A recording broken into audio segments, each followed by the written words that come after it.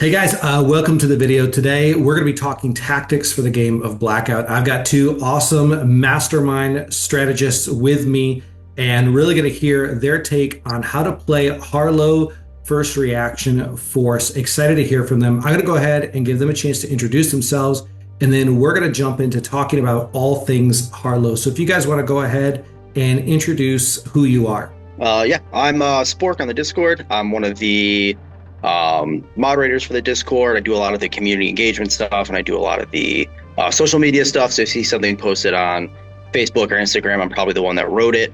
Try to do like teasers and things like that.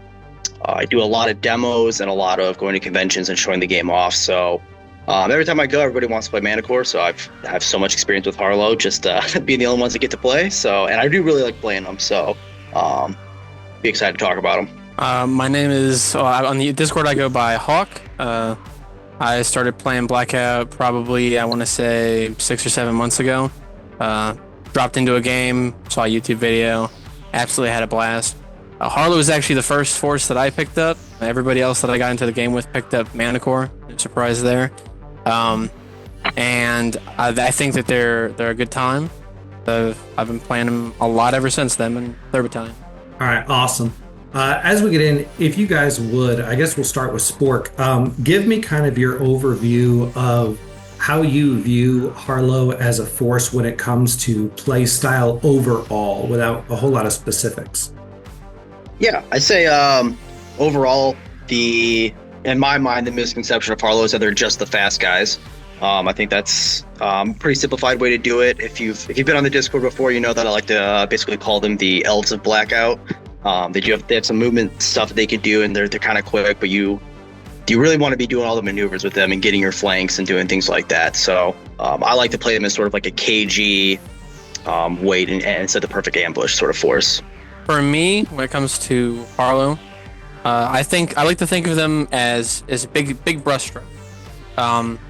Lots of need to get somewhere. You need to burn an action to sprint. You get a lot extra out of it.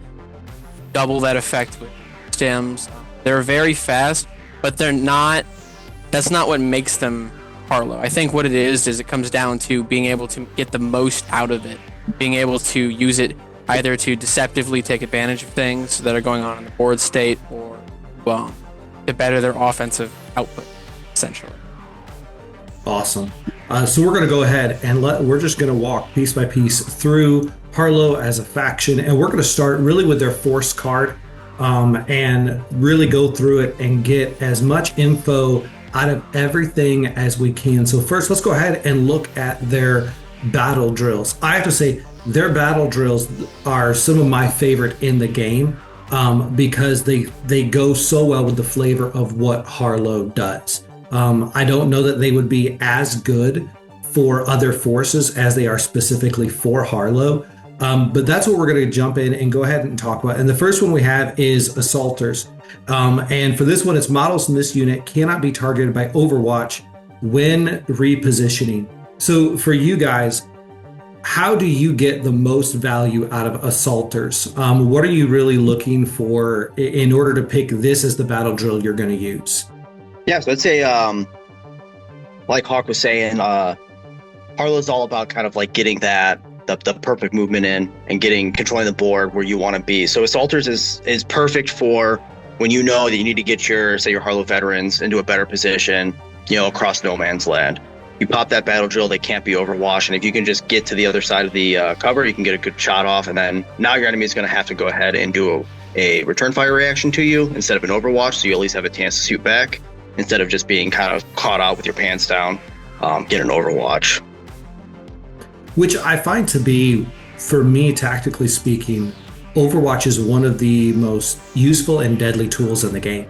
It's one of those things that you don't think about oftentimes as a controlling player, but as the one sitting there, that's the only thing on your mind is, where do I have the opportunity to blow them up before they can get to an action? Yeah, exactly. And Harlow's got a lot of lower armor than some of the other forces. So the one thing you don't want to do is get shot by something like Overwatch, where you don't have a way you can react to that. You kind of just got to take a shot, and you might not make it to where you're trying to get to. Right.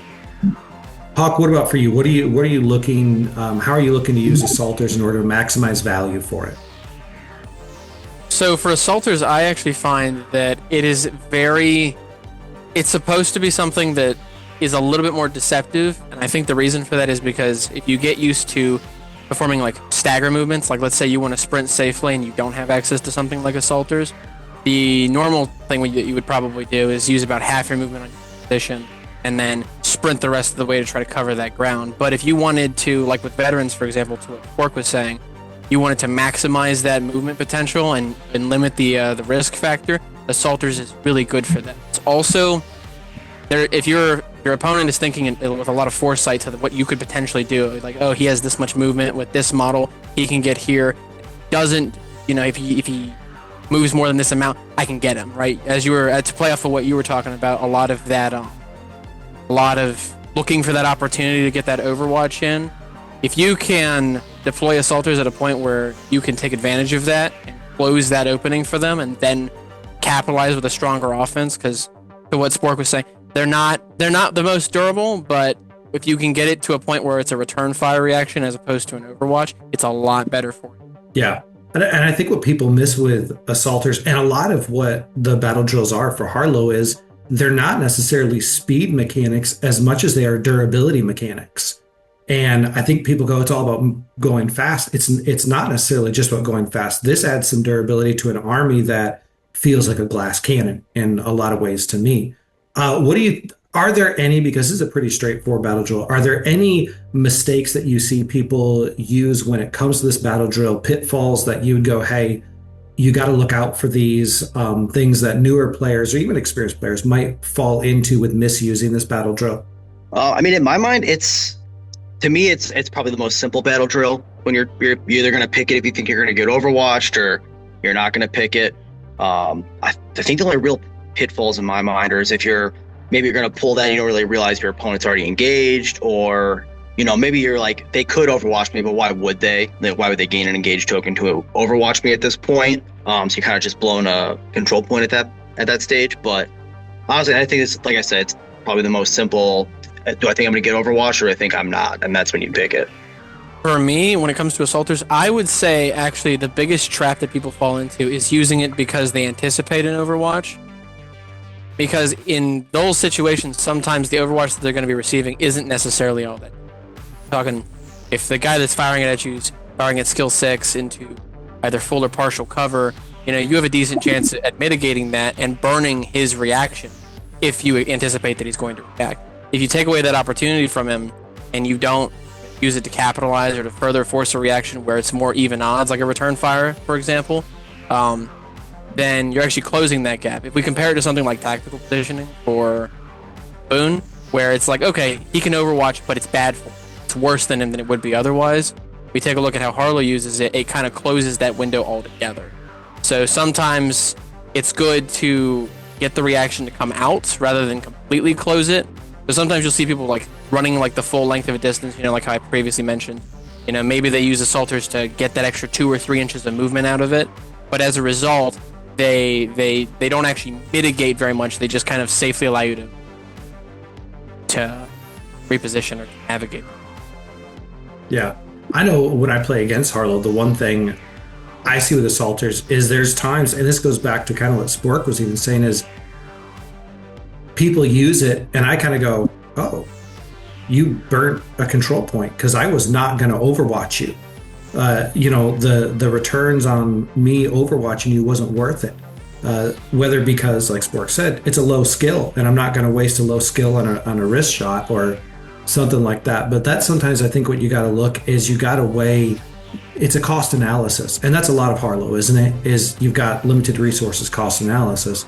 And so just be careful that you're not wasting a valuable control point to be safe in a situation where you were probably safe anyways.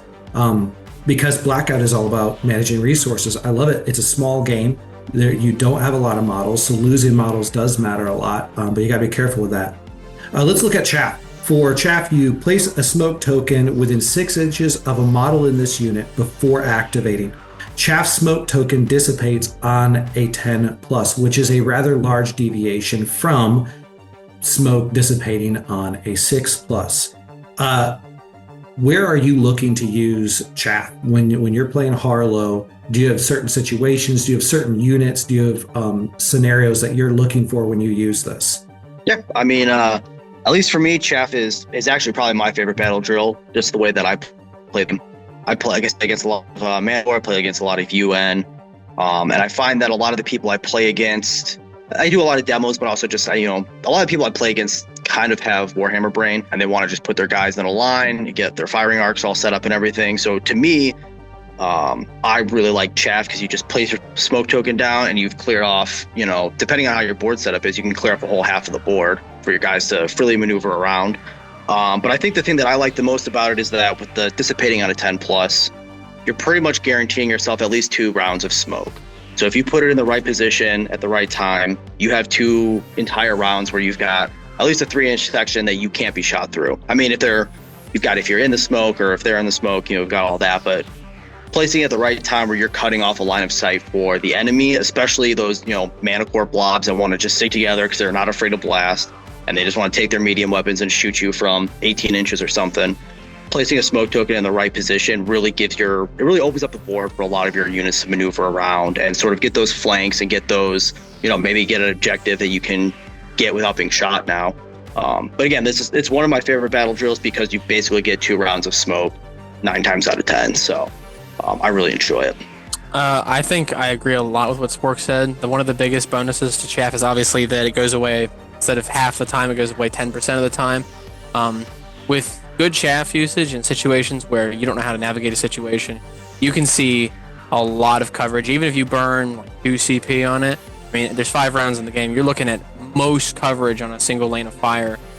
Great, it's fantastic. And the closer forward you put that, the more it limits their line of sight. It's probably the most commonly seen. Yeah, I love chaff, and I love chaff for a different reason. I think chaff is, once again, it's not a movement thing, it's mitigating damage, right? It's all about take away a sight line, you can't be shot.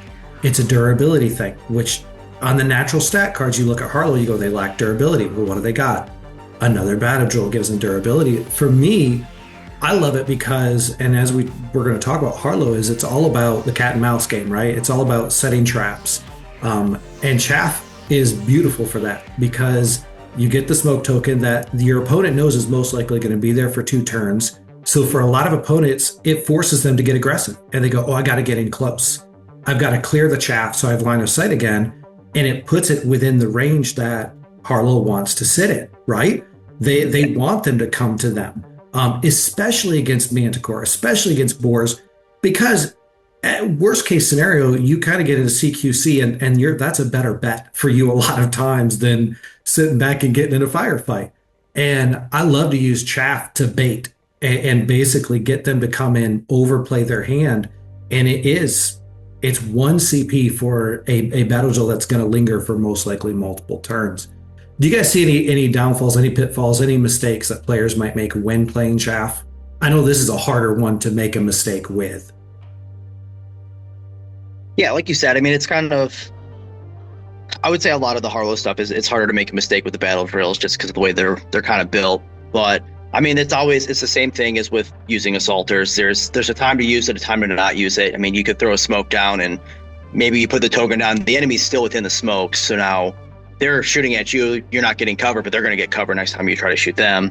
Or maybe you put it down and you're not even really blocking anything important. You got one guy blocked off the way you put it, you got 4 other people somewhere else. So I think the biggest mistake with chaff is just not putting the smoke in the right place. Again, with the rules, it's like infinite height, I think. So that's not as important, but you really got to make sure that when you put that token down, the 3 inches it's covering from that token are actually going to benefit you the most. You don't want to cover off just one sight lane and then you have 2 other ones open when you could have just moved it 2 inches over, still within your allotted range, and now you're getting more value out of it. Yeah. A lot to what 100%. A lot of not properly applying it into a good spot for value's sake. Also, one of the bigger issues that you'll probably run into, probably the only real mistake I see get made with chaff, is putting it in places where because it's a two-way factor, right? You get full cover, but you're also giving it. If you put it somewhere where it's too central, where you cover too much of your stuff, and then you get panned or you can't reposition out, you're forced to take bad shots, or you have to move into the smoke to see something. Just a lot of bad placement, because a lot of people are thinking, oh, it's basically 2 smokes. You get 2 guaranteed rounds of it. It's great. And then here they are. Now they're taking pot shots, maybe outside of CQB range, their own smoke, and it's not ideal. Yeah, exactly. And I think that's what we're going to talk about a lot. You're going to hear a lot from us when it comes to Harlow. Is the trick with Harlow is you can't think about next turn. You got to think about 2 or 3 turns. And you put chaff down in the wrong place, and all of a sudden you've played yourself. And whether sometimes it's just you lose value. You gave up a control point that you're then going to ignore the smoke because you've got to move through it to get to where you're going. And if you play a good opponent, I know because I've played so much Harlow, when I play against Harlow and they play chaff, my immediate thought is, how do I force them against them? Like, how do I use this to hurt them? So you got to be really careful in making sure you're thinking 2 turns ahead, because it's going to stay there. Those are good thoughts, because I think that's a battle drill you look at, you go, there's no downside. How could there be a downside? There's massive tactical downsides to chaff if you play it poorly. Stims, I will say, I never use stims. Just to be, and it's not because stims is bad. It's because the other 2 are so incredibly great.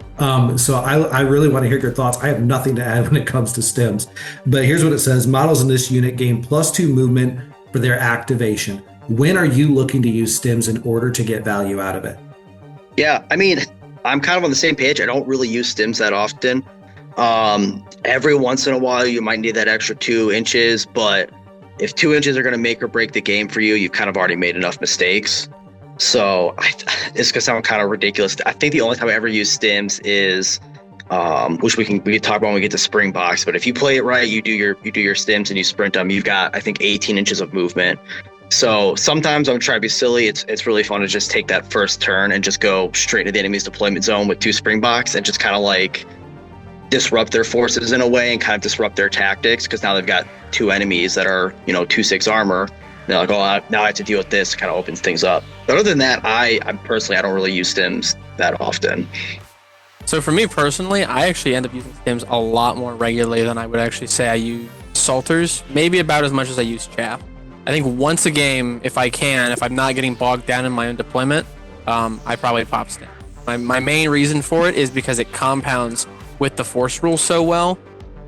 With veterans, Springbox especially, it's a Spork's point, you get a full 18 inches of movement. I find in most 3x3 games, if round 1, it's everybody's getting to their spot, everybody's getting to their mark. 10 inches for your average model with sprinting, that's not too bad. 4 inches from the board, you're talking about 14 inches of board depth. But if you throw in stims on Salt Team, that's a forward position for your guys to be maybe a move or 2 from CQB range. You're talking really good, strong setups. It's not as good as like later in the game. I will say I don't see situations after like the second round where I'm like, man, a stim will really save my life right now, because the general durability, or the general speed that you get with Harlow when they're sprinting, when you need to be somewhere, it's already really good. It's hard to justify burning a CP to amplify that. But I think if you're planning to sprint like maybe 2 or 3 guys out of a unit, it's not bad. Like for the Salt Team specifically, or maybe even the Control Team, or Springbox, if you really want that maximum movement and cause a lot of mayhem, you can really get a lot out. If I'm sprinting 1 guy, or if I'm not going to sprint and it's just 2 inches, that's not a good situation in my opinion. It's just, you already know you're going to do it, and it gives you that extra 4 inches on top of the, so if you're a 4-inch model, you're talking 6 to 12 to 14. That's where it's the most bang for your buck. It goes back to the big brush strokes. Just, you will really surprise where you can get to on the board against your opponent. It's a deceptive increase in speed. Yeah, that's a good point. Of if you're not going to sprint, stims is probably not the move. That 2 inches is not enough. But again, synergy. Harlow's all about the sum of the parts is greater than them individually, right? I will say, ironically, the only time I maybe ever used stims outside of just being dumb is endgame. I needed stims because I needed to win in a CQC environment. And basically, if I don't win, I lose. And so I had to use it, and I lost anyway. So don't need me. Play better earlier. So with that, is there any pitfalls you see then to using stims? You guys mentioned a couple, but anything you guys didn't mention in that first go at it? I mean, yeah, I think the biggest pitfall, like Hawk mentioned, is like you're gonna pop stims for one guy to move 2 extra inches, but no one's sprinting. The other two guys don't need to move that far, so you're kind of just burning a control point to kind of get one guy into position. Which, like you to your statement, if that's gonna win the game for you, it could be worth it. But more oftentimes than not, burning your very limited control points to move a guy an extra 2 inches when he could just sprint instead for his 4 inches is probably better. I mean, like I said, I don't use stims that often, so a lot of my experience is just like rushing people up the board, turn 1 or turn 2, like Hawk said, to get an objective early on or get a good forward position or something.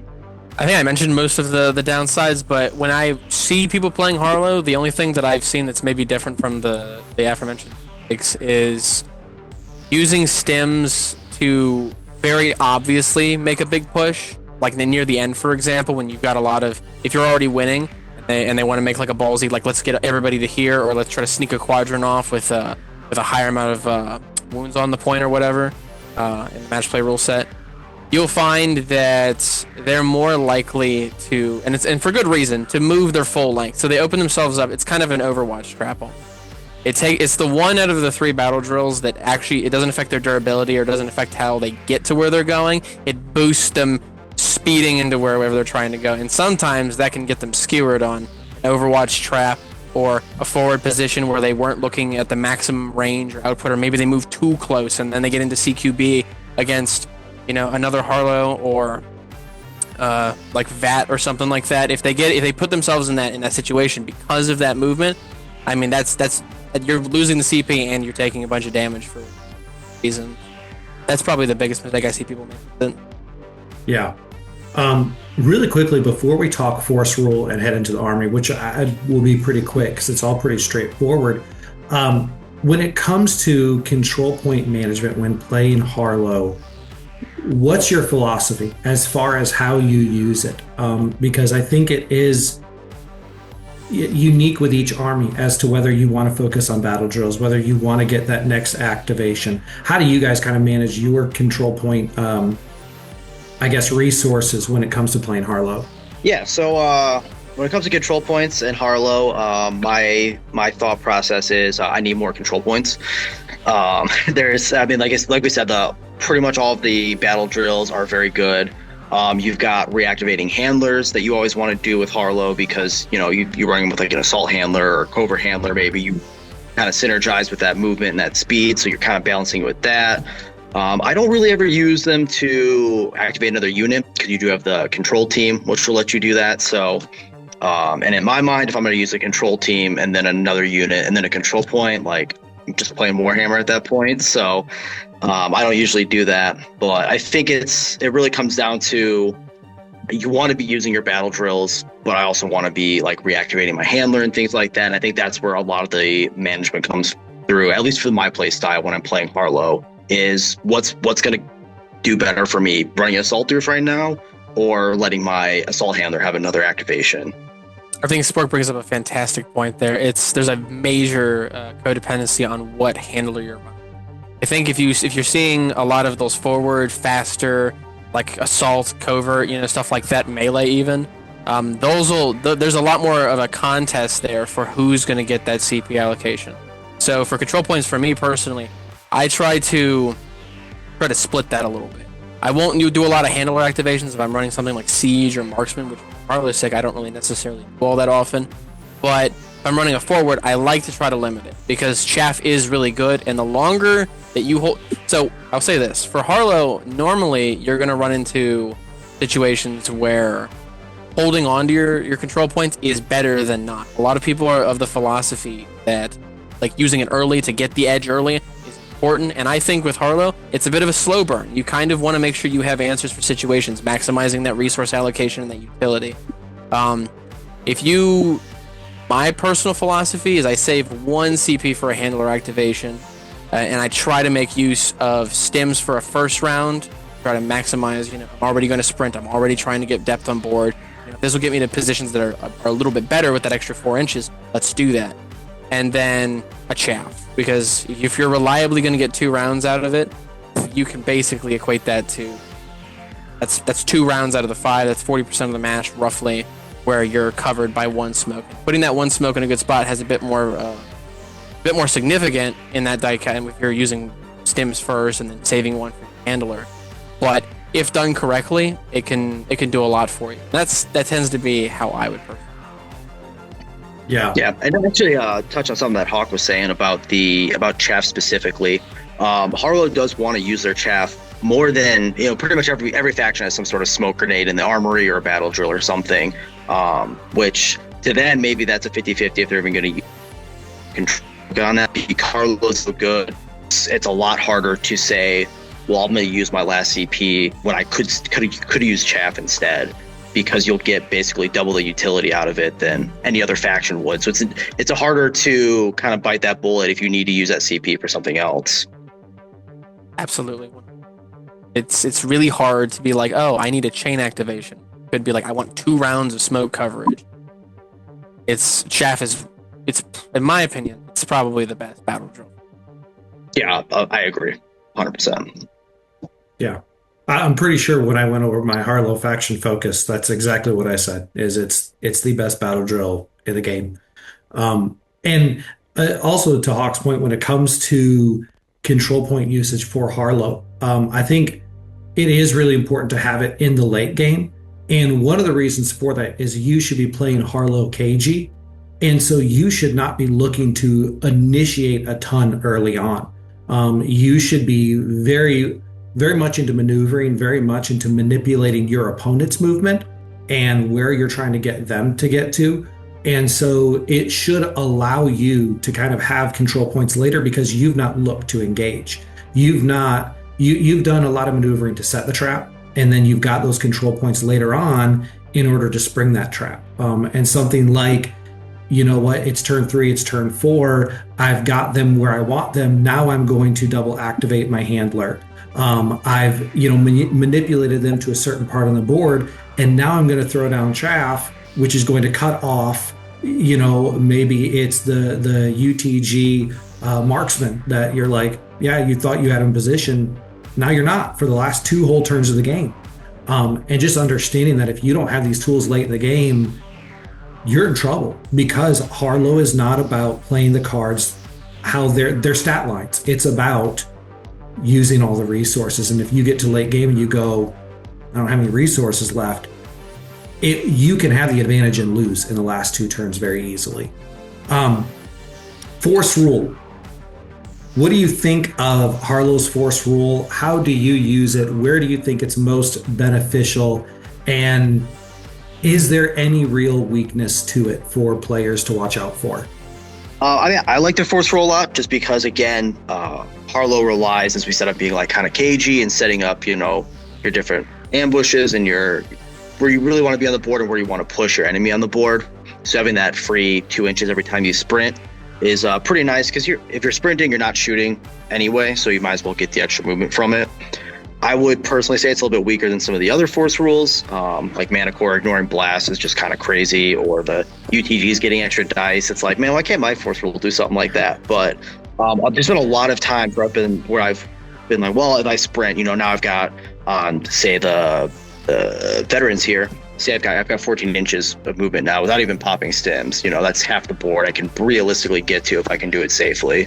So, I like it a lot. It is a very good rule for Harlow, I would say.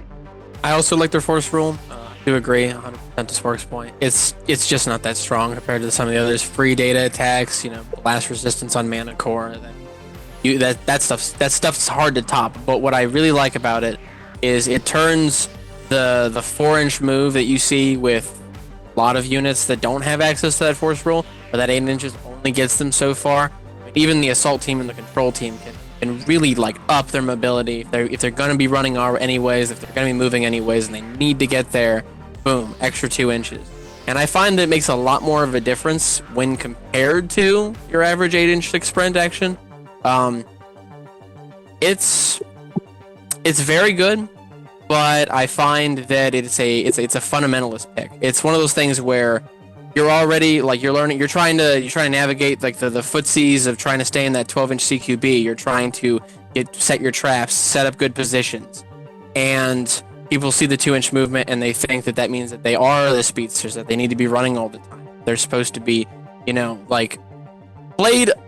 To my point, I'm not that fast. They're not that quick. In the same sense, you compare them to any 6-inch move unit in the game.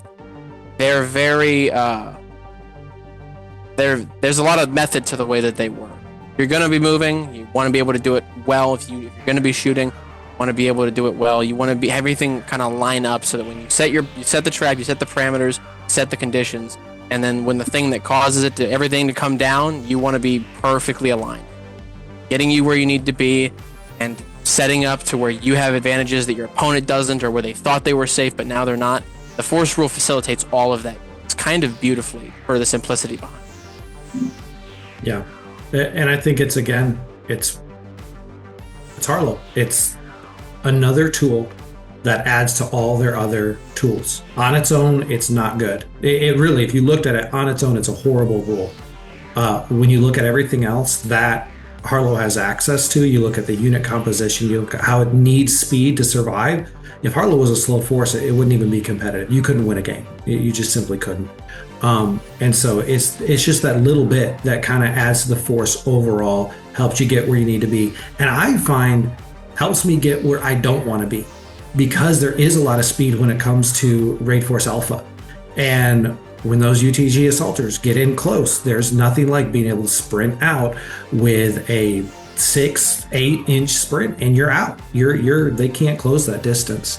Let's go ahead and look at the armory. Obviously, with this being weapons, it's going to be fairly straightforward. I don't want to spend a lot of time because I want to get to the units. But just looking at with each of these different armory options, and we have a lot of combat loads you can get out of Harlow. How are you looking to use each of these? That's really the question, is how are you looking to use these armory items? I find when I play a force, that's kind of, when I look at the card, that's my first question when I go to the armory is, where am I using this? How am I trying to get value out of this? So first of all, we've got boost jump, which is very simple. Model gains jump 4. How are you looking to use boost jump? How are you looking to get value out of that armory tool? Yeah, I would say I use boost jump all the time. Again, Harlow is all about your positioning and getting in the right spot at the right time. And as we've said before, you play them really cagey. I found boost jump can be kind of one of those surprise things if your opponent's not expecting it, where they're behind a piece of cover or something, and all of a sudden you've jumped over and you've got them out in the open now.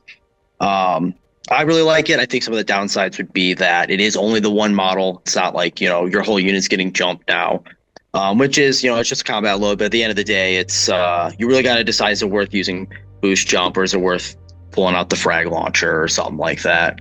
But I use boost jump quite frequently, especially on like grunts jumping from rooftop to rooftop or something, and all of a sudden you've got a whole lane of fire that you've opened up that your opponent wasn't expecting.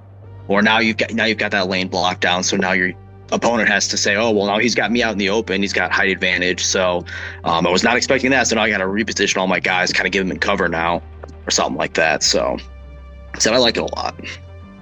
Nice. Hawk?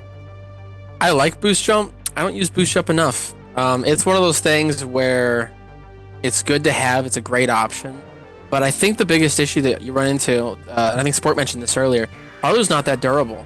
1/6 is average, but how many coin tosses do you really want to be running, right?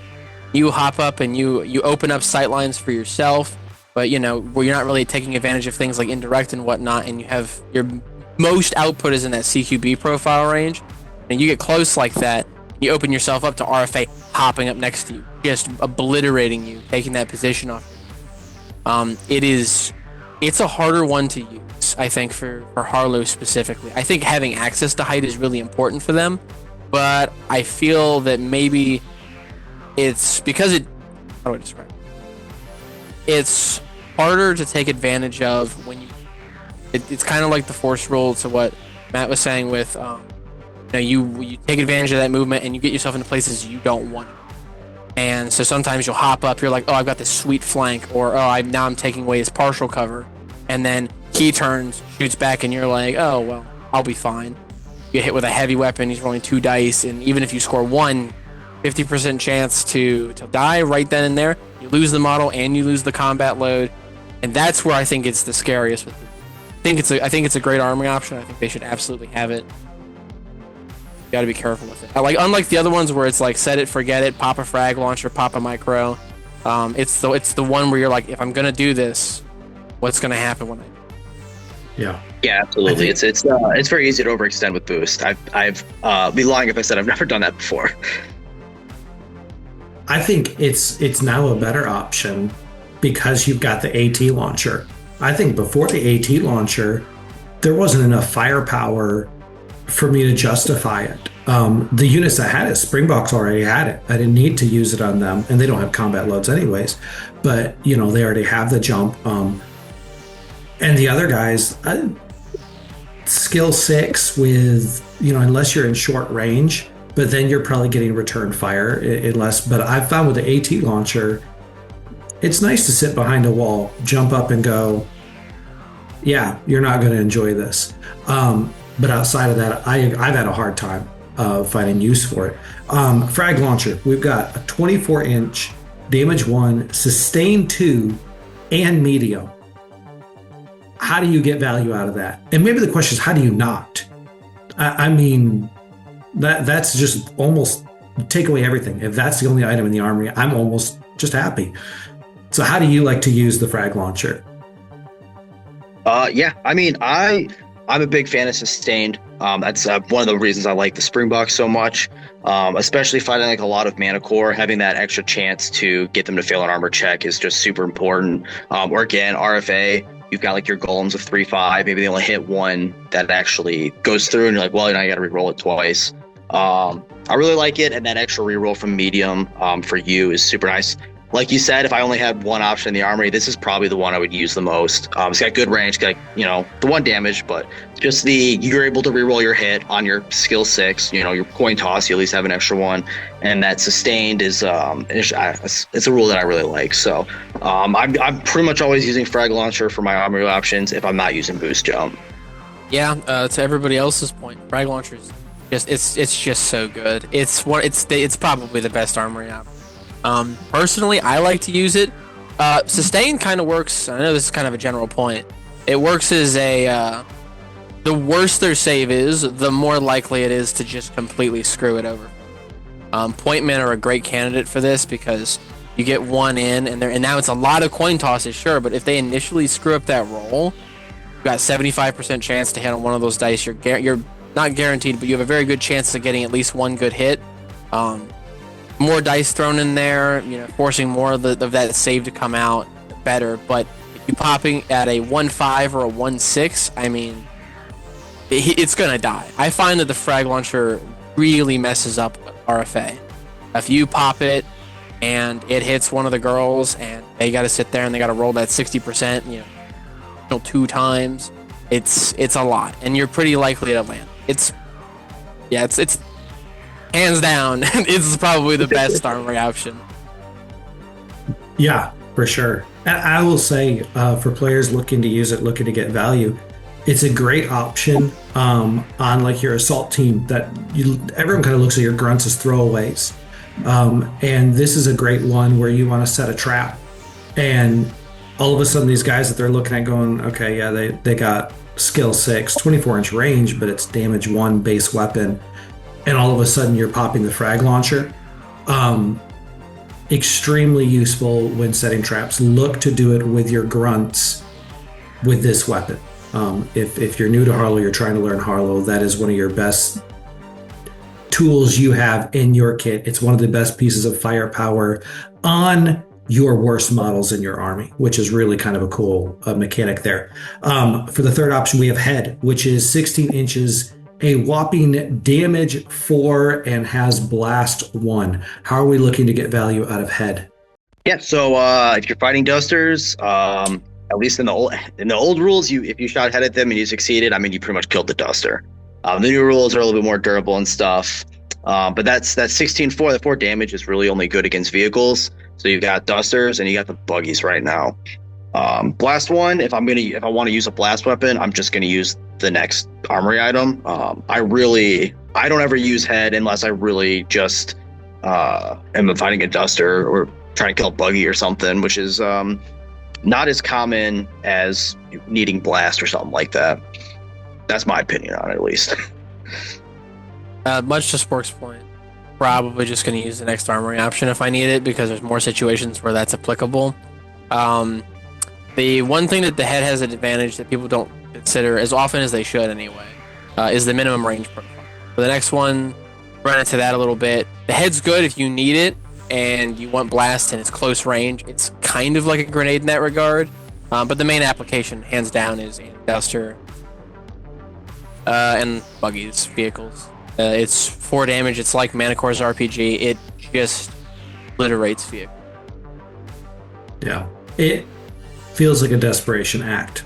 Is if you need to use head to take down a duster, it's a last second thing, because it's never really a great option. The guy's wielding it, skill 6, you're still like, if it gets through, it has no AP. Your dusters are rolling so many dice against it. So it's hard to use. If it goes off, could win you the game. But it will just as easily not go. So with micro launcher, we're just talking about this. It has a minimum range of 4 inches, a max of 16. It does damage 2, blast 1, and heavy as well. So how are we looking to get value out of micro launcher? Yeah, so I mean, this is if I don't have any other blast options and I need blast, micro launcher is probably what I'm going to use. I find that I'd rather be taking the veterans with their AT launcher or something like that, or I don't know. It's not something I play a lot of Manicore, so blast is not something I really ever rely on personally. And heavy is nice, but again, you're playing Harlow. You're going to be moving around the board and kind of playing cagey. There are times where you are just going to stand still and want to shoot a blast at 3 peacekeepers or something like that from third bat, or you got a whole team of boon pathfinders just kind of hanging out in a corner that you could reach. So there's definitely situations for it, but again, it's one of these. Would I rather use micro launcher and maybe get a couple wounds out, or would I rather use frag launcher and almost guarantee kill someone? Yeah, I think that the only real instance I would use micro launchers is if I've got my engineer set up in established positions and I can pop it and get multiple. You don't really want to use it when you're on the move, so typically it's going to be more of your stationary, like holding corners, or someone like in the assault team, and you want them to just drop it, hit 2 or 3 guys, take advantage of that bonus dice to try to mitigate that skill a little bit. And it's probably the second most used armory option that I've used, but that's basically when you're the grenade launcher on the control team's out of commission. Yeah, and I think that's the hard thing, is between the AT launcher and the grenade launcher, you've got 2 units that have access to a better blast weapon, really, when it comes down to it. And so the grenade launcher, I guess, isn't better, but it has a longer range and no minimum range. It's just, you're just taking out heavy, essentially. And then the AT launcher is significantly better because it has armor piercing. So yeah, it's a good armory because it has frag launcher. To be quite frank, if you took out frag launcher, it would not be good. It'd be pretty middling armory. Yeah. It's got some useful tools in situations, and then it has frag launcher. And use frag launcher every time you can. And then if it's situationally available, you got it there in case you need it. Let's go ahead and let's jump into the fun part, and that's looking at units. And this is going to be really simple. I just want to hear you guys talk about how you run units, what you like to do with them, and then also what to avoid with them. And I think Harlow's an interesting one because, like we've talked about, you cannot just look at it's not like RFA where you look at the stats and that's what you're running off of. They don't have a lot of access to battle drill. They've got the force rule, but it's, and that adds to the card itself. But even their battle drills are probably not as necessary and not as impactful as Harlow's are to these units just functioning in general. So let's go ahead and let's start with Assault Team. You're looking at a 4-man team, skill 6, movement 4, throwing 1 armor dice of 6. Nothing special there.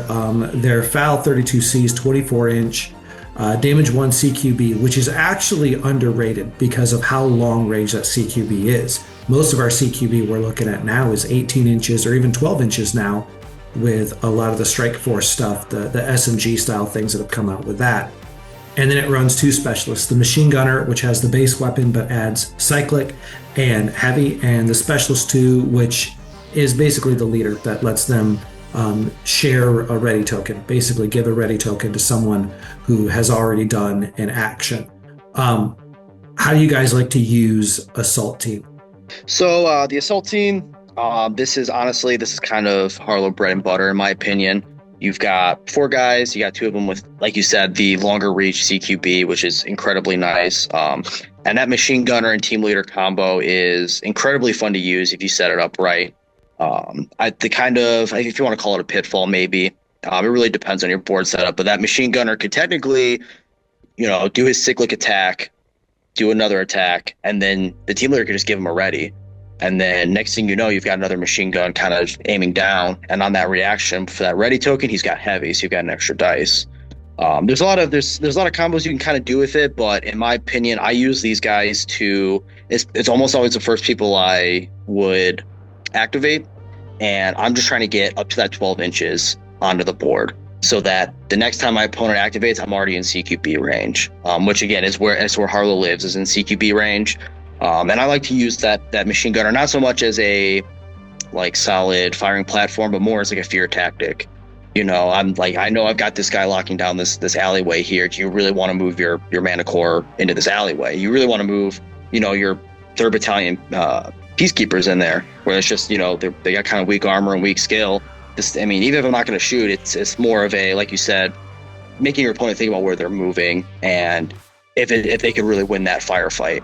And Harlow is, a lot of coin tosses, like we've said, because that 6+ skill, which is, pretty standard across the board. But the Machine Gunner can really put out a lot of fire, and with that combo with the Team Leader, you can really kind of lock down something if you really need to.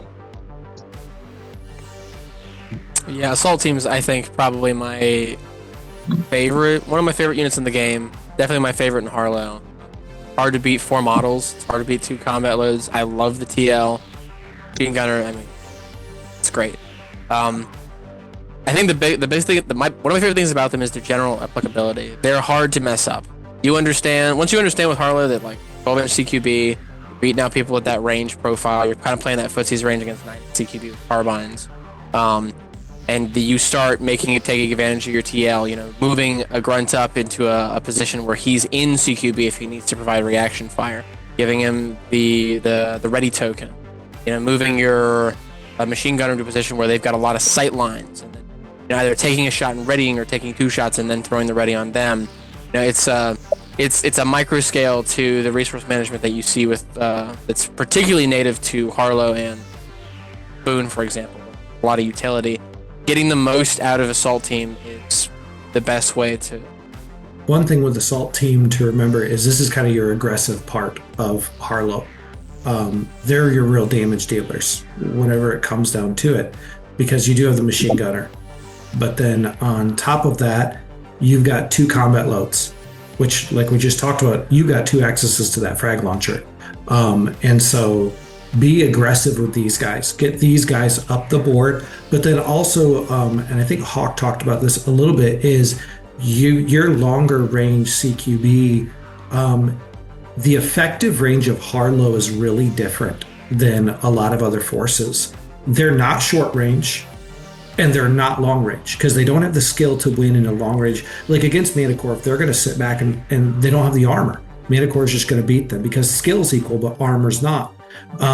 Close range, if you let RFA get up close, they're going to tear you apart. And so your effective range is a weird mid-range, and you've got to make sure that you close that distance with assault team, and that you make sure you keep that distance. And so the thing with Harlow and the thing with assault team, I always remind people when I'm playing them is, just because you move up the board doesn't mean you're not going to surrender that space. You need to take that space early on so you can give it up. And the biggest mistake I've ever made as a Harlow player is when I play passive and I have no board to give up, and all of a sudden I can't run anywhere. And I think assault team does that. Is if you, I think it was Spork that said activates it first. It needs to be, because it has to get up, take those sight lines, take that board control really early. How about control team? Control team has 3 models in it. It's got 1 grunt, it's got 2 specialists. Exact same stat line, right? 6 skill, 4 speed, throws 1 armor dice of 6, same base weapon, 24 inches, damage 1, CQB, a little bit different once we get to the specialist. Specialist 1 is that data spike, which is super useful to have. Specialist 2 is the grenade launcher. That's 24 inches, damage 2, blast 1. Really, really good for not being an armory weapon. That's a base weapon for that specialist. And then the kicker is that 1 unit can be activated after this unit without using a control point. And one of the things that I do need to note is, because there's been new units added, is this is not connected to a model. This is the whole unit as a whole, right? I believe it's the new Manticore, their control team. It's the specialist that has that special rule. So with these guys, it's nice because it's the whole unit that you'd have to take out for this rule to go away. So how do you guys like to use control team? How do you get value, and what mistakes would you avoid? Yeah, I mean, if you go in the Discord, you click on my profile, you're gonna know how much I love the data spike model. I think it's one of my favorite models in the range. I love the vector. I love the little eye patch. It's like playing Flappy Bird or watching Subway Surfers or something. I think the unit is very, very good. Like you said, that data spike is super strong, super important. I mean, it's a very strong thing in the game right now. And having that non-armory blast, back when there was before like Boone came out and the third bat and stuff, you pretty much just had this for a non-armory blast, and I think one of the UN ones or something like that. So having that on Harlow is very nice, because again, if you're getting yourself into certain firefights that you may not want to be in, or you're outnumbered, you do have that option. I will say, I mean, like I said, it's a very, very strong unit, and people are going to disagree with me on this one. If I'm ever going to swap out a unit for like veterans or engineers or something, this is the unit I swap out. I don't have a good reason for it. I feel like I perform the worst with this one personally. That data spike really makes you want to kind of just sit in a corner and do your data spike attacks, which is definitely a pitfall of it. And the grenade launcher is amazing, like I said, but I just find getting more utility out of something like the veterans or the engineers. And I just like my spring box so much that I can't help but not get rid of them. So, yeah, like I said, it is a very strong one. It's very Harlow. You've got, your basic guys with a lot of tools and a lot of answers to problems that show up. So I like them a lot. Control team's probably it's hard to let go of, but I think the biggest problem, I like them. They get the data spike. It's good to have that as an option for applying pins, removing pins. I like the grenade launcher. No cost to armory there. That's an important distinction when using the micro launcher or the head. Is if you have this guy, you really need to be doing that. If not, take advantage of the extra mobility. Get this guy where he needs to go. Right. I think the 2 big things that I want to mention with control team is, one is the chain activation. I think the biggest issue with that is a lot of people don't factor that it's kind of a double-edged sword.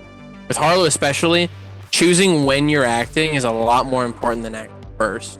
So getting that second activation is nice, but sometimes that leaves you, without a lot of reactions, without a lot of things left over, and your opponent's getting to act after you. Maybe you set a trap and you factored for this or you factored for this, but it doesn't go well, and now you don't have contingencies for, okay, this guy failed and missed all 3 of his dice in a CQB Overwatch. Now I'm kind of in the wind, and after that he still has his handler who he decides to handler activate. Okay, I'm looking at I'm getting walloped right now, right? But one of the nice things that I really, really like to this point with control team is the synergy with engineer, subsequently crickets, and and I'm sure we'll talk about that later.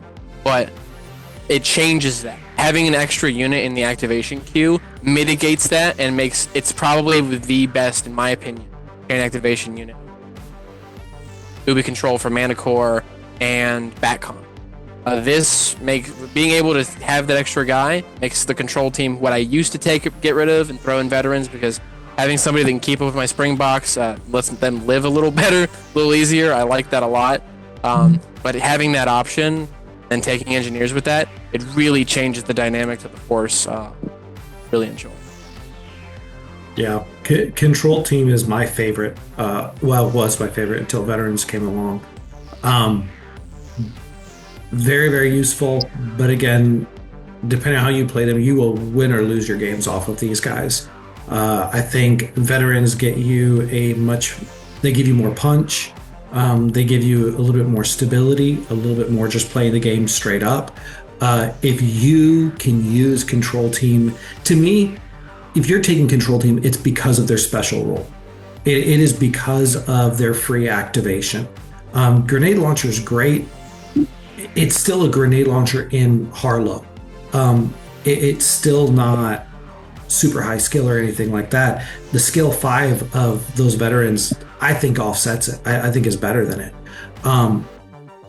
And so I think if you really want that chain activation and you know how to use it, super useful. If that can be the very first unit you activate and you move them and you move assault team right off the bat. But then after that, you got to be very careful in how you use that rule. And sometimes even going, I'm not going to activate anyone after them. It's not going to work. Having the self-control, I think, to go, even though I have it, not going to use it. And that's hard. So I definitely see why it's the unit to take out. Third, for the original box that we have a first reaction force, is we've got everybody's favorite unit for Harlow. It's like, it doesn't matter if they do well or they do terrible. Everyone's like, oh, I just love Springboks. It's the unit no one can really hate. And they've got a skill of 6, a move of 6, throw 2 armor dice, needing 6s, which is a big improvement. Not great armor, but a big improvement over the standard guys. And they come with basically an upgrade to the standard weapon, which is just simply they gain sustained 1. I say simply like that's not an absolutely massive upgrade, because it really is. That's crazy. And then they have the AI keyword, which is a bit of a downer. They have the jump 4 keyword. And then they also have chaff discharge, which means they can prevent a single Overwatch reaction from targeting this model, and they can do that twice a game. Yeah, I absolutely love Springboks. They're one of my favorite units in Harlow. Like I said, everybody loves the models. It's basically Chappie with a gun, and the studio models have the cool shark mouth paint on them that everybody loves. But honestly, I just like them because I like them as like a midfield skirmisher. That tiny bit of durability in Harlow makes such a difference, and having that sustain on the gun with CQB, they pack more of a punch than people expect from Harlow. Again, I mean, these guys aren't going to win or lose you the game. I mean, they could lose you the game, but they're not gonna be your MVP every game. But there's just something about them having access to jump is super good, and the chaff discharge. Kind of like we were going back with having the assaulters early on. I mean, that's so strong. And even though you only got 2 uses of it, you really only need the 2 uses of them with Springboks sometimes. Again, you want to use stims on them, run across the board, and you pop it chaff. I mean, you can run 18 inches if you want and not get shot at. Wouldn't always recommend it, because now you're just kind of sitting there with your pants down, nothing to do. But I mean, in certain situations, that chaff can make such a huge difference on the plays that you're making. And again, once you get someone into your opponent's sort of deployment area, or like the further side of their mid board or something like that, now you've got a 2/6 robot sitting there with NCQB range with sustain, and all of a sudden that becomes like, I don't want to fight that thing if I can help it. Like I said, I love to use them as like midfield skirmishers or kind of terror troops sometimes, just to be like, okay, well, I'm going to put a Springbok here, and I'll let you deal with that one while my guys run around and go get the objectives or something like that. Springboks pretty good. personally, and I hate to be the guy in the room to say it. If I'm gonna drop anything, it's probably gonna be Springboks. And it's not because they're the most durable unit in the force. They are among the fastest, up there with veterans now, and they're hard to uproot. They're great flankers. They're great for skirmishing, for harassing, and if you're trying to like asymmetrically make an advance, say you want to make like an L push, retain your back, and then one side push up, they're the ones for it. If I'm not stimming my assaulter, or if I'm not stimming assault team and pushing them into a forward position, I notice my opponent maybe like kind of like groups up a lot on one side asymmetrically. Springboks 18 inches deep. That dude's going, oh no, what am I gonna do, right? He's freaking out now. And just even if they end up not doing a lot, and even if they just end up weathering fire from full cover, and then eventually, that change in the focus of the front will pull him, oftentimes, in my personal experience, to a position where the rest of the force can move up and get good flanks, and gain board control, and hold up the quadrants. Because while they're causing mayhem, chaos, you're able to get forward, and come round 3, maybe that's about the time they go down. Now they're shifting their focus. Your opponent is shifting their focus to take the quadrants off you, and you're further in than you were before. Now you're fighting from midfield at that CQB range, where even if you're just hiding from around corners and then popping out into leanouts while he's trying to bum rush for that round 3 contest to try to mitigate the amount of points you're going to get, that's really strong. Springboks are incidentally really good because of that, and I think everybody knows it. They're some of everybody's favorite models in the game. It's hard to go wrong with them. I think the worst thing about them is losing them. When they go down, it's the worst thing. I remember the first casualty I ever suffered playing Blackout was I jumped up a Springbok in front of RFA's Marksman AMR, and I had to say goodbye, and I was like, I'll never forget this. It was a beautiful moment. But yeah, they're a great unit. I love them. I hate to drop them, but 2 models with a lot of the options now. You've got veterans who are equally as fast, really strong kits, and you've got being able to take 2 extra units with engineers. Everybody really enjoys crickets. They've got a lot of competition, but I find that in my experience with other players, most people get rid of control team or assaulters or assault team before they ever give up Springboks. People just love it so much. No, I was going to say another point that I see. Again, I run a lot of demos and stuff, so maybe it's people who don't understand maybe Blackout as a whole or understand Harlow is I see Springboks for some reason get used as you put them up in a tower and they think it's a sniper, like it's a Infinity ARO piece or something like that. And I think that's the absolute worst thing you could do with Springboks. Like I said, you really want to be in the midfield or causing chaos in the back or something like that, because you just put them up in the back of your deployment zone. You got 24 inches, but you don't get CQB. And they really, you're just down to a Harlow coin flip with sustained. So I see it so many times. I'm just telling anyone who listens to this, don't just use your Springboks as a sniper. That's not what they're for. Yeah, I see that problem a couple of times too. And they don't do well with it because there's so many other forces out there that have a better sniper. And every force. Yeah, every force, exactly. They are the ones that I'm sadly, I have a hard time, but they are the first ones I normally drop when it comes to veterans, just because I like the extra model you get with veterans. I love the Springboks, but it's hard for me to say no to either one of the other teams that are there. And that's a good problem that Harlow has. I don't have that with any of the other forces. I know who I want to drop. I'm pretty okay with dropping them. I have a unit that I'm like, golems, for all they are, I prefer Springboks before I prefer golems. I drop golems so fast so I can get mothers. Are you kidding me? Not only are the models cool, but golems don't have the same feel because the Springbok is so versatile. It provides the punch that isn't there with the rest of Harlow. It provides a little bit more durability that Harlow lacks, and it's got massive speed. It is the force that if you see your opponent has deployed poorly and you can fit your guys in their deployment side, that's the Springbok's job. Because once they get in the deployment side, they have the speed to evade the guys they need to evade. They've got the firepower to get in close and take them down. And they've got the armor to be able to handle some small arms fire. So they're pretty good there. But again, like everything in Harlow, play them wrong, they die fast. Let's talk about crickets and engineers together because they're a unique grouping. Because crickets have the special rule that this unit, I'm going to directly read it. This unit does not count towards the unit limit when grouped with Harlow engineers, and it cannot benefit from force cards. So crickets are 2 drones. They have the AI, they have the drone keyword, they've got skill 7, so not good skill. Movement 6, 1 armor dice, throwing an 8. So I don't know if we can say they have armor. And then they have their weapon is self-destruct, which is 4-inch, damage 1, AP 4, CQB, and as you'd expect, remove the model after they have made this attack.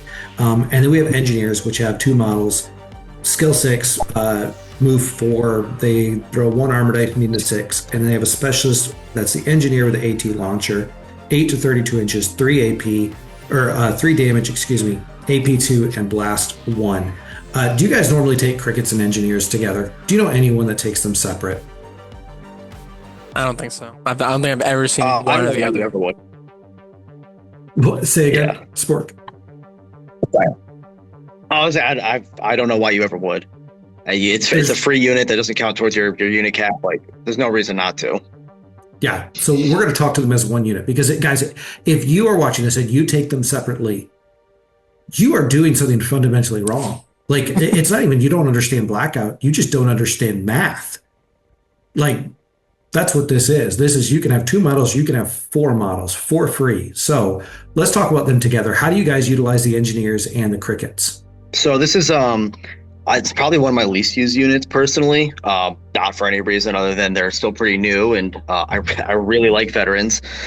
I really like that the engineers have that anti-tank rifle. We finally have like a blast that actually kind of has some teeth to it, but the AP2 and the good like 8 to 32 inch range.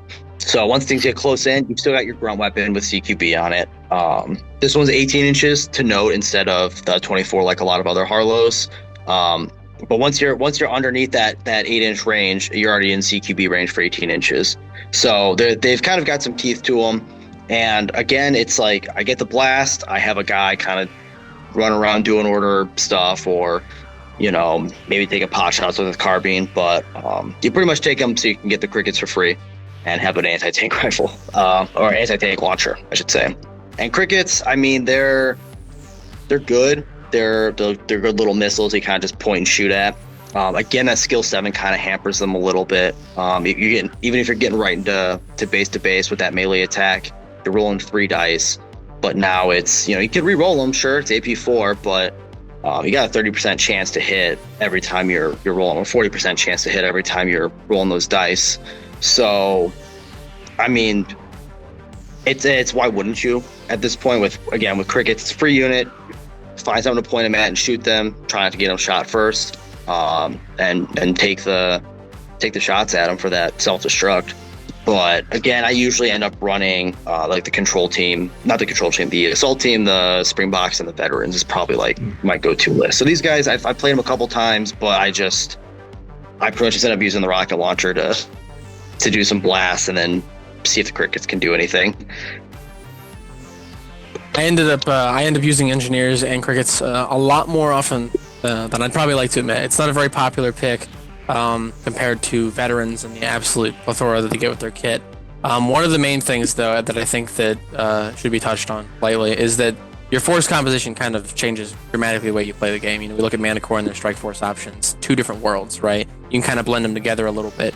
But Harlow, it's kind of the same thing, and I find that when you run engineers and crickets, it changes the dynamic. Instead of before, where you've got coming in the midfield and you're playing that CQB angle with the extended range, and then you've got Springboks causing mayhem or moving ahead of them to kind of cover the way, or they're running out of reactions. Playing with engineers and crickets, it becomes more of a zoning thing. Crickets, for me and for the best experiences that I've seen with them, they are effectively, and they are, right? They're claymores on legs. You set them around corners, you set them on avenues where you don't want your opponent advancing, where having just the avenues angled doesn't benefit them a ton, and they just sit around the corner. And there's a maximum range there, right? Because they get about 6 inches, and they got the 4 inches, but it's a skill 7's not very good. but it's like a 40% of what Spork was saying. But if you get into CQB range, that 2 inches, it ups it to 64, which is the same relatively to what you get with third bat. And with AP4, I mean, any hit getting in on like even point men, like that's a 310 now. That's 310% chances to mitigate, or anything else for that matter. That's pretty devastating. But if you don't get into CQB range, you're kind of gambling. But with that being said, you set them up around a corner, outside of like blast 1 range probably, because you don't want them to be rolling that armor dice with the 1/8. Anything that moves into that range profile, you pop around the corner. If it needs to be a little bit closer, because you can mitigate return fire a little bit by letting them only move 3 inches, and then maybe lean 1. And then, so I want to say, what is that, 6 inches? 3, 1, plus 2 inches for CQB. So anything that gets within 6 inches of them, you pop on them, jump on them, and even if they return fire, or worse yet, if they don't use or if they've used their action to take a shot at somebody, or you force a reaction out of them with another model, they're defenseless. You drop the cricket on them, it deals with it. Much like melee handler, it's a threat that is better when it's not actively participating in the fight. Keep things away. You could better control the board this way. And engineers, AT specialist mitigates this a little bit too, as it's one of Harlow's only 32 inches. You set this up at the end of a long corridor, somewhere where there's not maybe a ton of scatter, or maybe where you have a little bit more access to that range. You send rockets down at that corner all day. Pair this up with the control team, like I mentioned prior. You can activate two units and never change up the unit order to a point where your opponent gets a lot on the back end, acting over top of you. Traditional 40k sense. Because in Warhammer, that's a big thing. It's I go, you go. And if you use the chain activation too much, or you are at a unit disadvantage because you lost one of them early on, back, or a Peacemaker equivalent, and your opponent gets to act a lot without you really getting to govern that, like dropped a lot of readies. With engineers and crickets, taking those two, you get an extra unit, use the control team, and you can use that to basically use that without suffering that downside all that. It turns them into a lot more of a long-distance zoning controller. You can set up 2 minefields, rocket down the middle, either one of them or covering the center board, while your assault team gets into their usual positions to either try to capture the area that your opponent ends up going into to try to avoid the crickets, or tries to deal with those threats. Meanwhile, while they're trying to navigate all this in this weird predicament you've put them in, you get a ton more opportunity to use that force rule, set up to use micro launchers, to, frag launcher things that might be equipped to deal with crickets, maybe an indirect weapon or something. Get rid of that guy, get rid of the combat load that guy has. Bat's Grunt comes to mind because he's toting 2 combat loads. You get him with the frag launcher because he's trying to get into a position where he can spot, or he can be the one that's taking the shot with tracking bombs. Get him out of the way, reduce their options, and apply pressure on them to do something. Force your opponent to do something. I swear by engineers. So they're really good, but they do fundamentally change the way Harlow's played, and I think that with force composition, it's something you really got to think about. It's definitely the biggest change, Harlow. But, put it next to veterans, I can't complain either way. Your skill 5, jump 4, low tech, pulse grenades, machete, what are you going to do, right? It's that or landmines on legs. Yeah, and it's not really even so much landmines on legs. I think a big thing to watch out for is people like to get really aggressive with your crickets and move them up board and go, oh man, I'm going to sneak them into backfield. I'm going to, they are hard units to see. You can really sneak them into a lot of places. That works sometimes as a distraction. But throwing 1 armor dice, needing 8, they're so easy to take out. They're really just landmines. They're landmines you need to put strategic places to dissuade. This all goes back to what Hawk said, to dissuade the enemy from going there. If they're doing more than that, they won't be effective. And remember that the engineers are going to play different than everything else. They have to sit back. They're the opposite of Springboks. They are the snipers on the rooftop. Get them there, and the AT launcher will wreck. So let's go ahead and we'll finish up our look at Harlow with probably, I think, is the universal best unit in Harlow. it if you're trying to be competitive and you are not taking veterans, you are just trying to do it on hard mode because this unit is absolutely the best option. They come with 3 grunts, which is really nice because they have 2 accesses to the combat load, or 2 combat loads, accesses to the armory. And let me say this, the 3 grunts makes a big difference. This is something that I run into in a game where I'm going, ooh, I want to use this combat load. I'm going, that's my specialist. I cannot use the combat load. With this, you're not worried about that.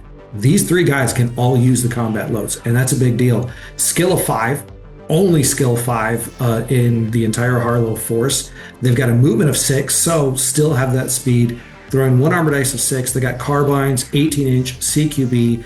They've got machetes, which are 2-inch, AP1 melee, and then they have pulse grenades, 6-inch blast 1, and EMP, which is a massive deal because there are not a lot of EMP weapons, and there are certainly not a lot that come stock and standard. Most of them are in the armory. They also come with low tech and jump. For low tech's massive because you can't pin them, and that's a huge deal for an army that wants to move like Harlow does, a unit that wants to move like the veterans do. So what are your guys' thoughts on veterans? Yeah, I mean, I think you've touched on it pretty well. This is from their Strike Force box, and you could very much tell this was the let's give Harlow something good. They need a little bit of help in some areas, and it really is, in my opinion, the epitome of what Harlow wants to be. The skill 5 is amazing. It doesn't seem like a lot having that extra 10%, but when you play them, you're like, wow, I wish all my guys kind of roll like this, because now you're rolling on the same level as UTG. So the skill 5 is amazing. Skill 6 is great for positioning, especially paired with their jump. 1/6 pretty standard across the board. I mean, you can't really expect much more than that for Harlow. But again, once you get down to those weapons, you've got the 18-inch carbine, and when you're moving your skill 6 up, maybe you're gonna not your skill 6, your move 6 up, and then maybe you're gonna sprint. By the time you're in midfield, that 18-inch carbine is still just 9-inch CQB is great. The machetes going into melee is amazing, especially when you're running against a stock boon force and there's no melee weapons in there. So now this gives you a chance to attack the enemy without reactions, which Harlow being pretty squishy, it's so strong to be able to have a way to damage the enemy without any form of return fire or anything like that to damage you first. And again, like I said, pulse grenades, just bone stock on the unit is amazing. You're running into point men, you're running into golems, or you're fighting Harlow and they got Springboks or you got a Razorback or something. Just getting that guaranteed damage against AI empowered is so strong, especially because you can't pin these guys down because they got low tech. So you're playing against Boone, now you really have something to mess with that Razorback, and they can't use their free data attack to pin your veterans down. These guys are like I said, it's really easy to get out of control with them and just try to rush up and like, oh, you can't pin me down and I could just kill you and stuff like that. But once you kind of learn how Harlow plays and how you want to play Harlow as far as like being cagey and using your cover to your advantage and moving enemies around me, like we've all said, Harlow veterans are probably some of the best units in Harlow, and they're just a great unit in the game overall. I mean, this is like Harlow embodied, honestly.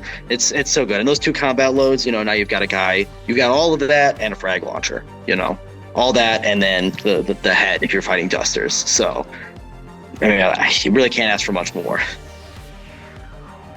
Yeah, Spork said a lot of it really well. Veterans are just they got a lot of tools. They are the closest thing you can get to the assault handler as a generalist, to put it lightly, right? You're talking, they got a little bit of a worse save. They got the same save as everybody else does in Harlow for the most part, except for Bucks and Crickets.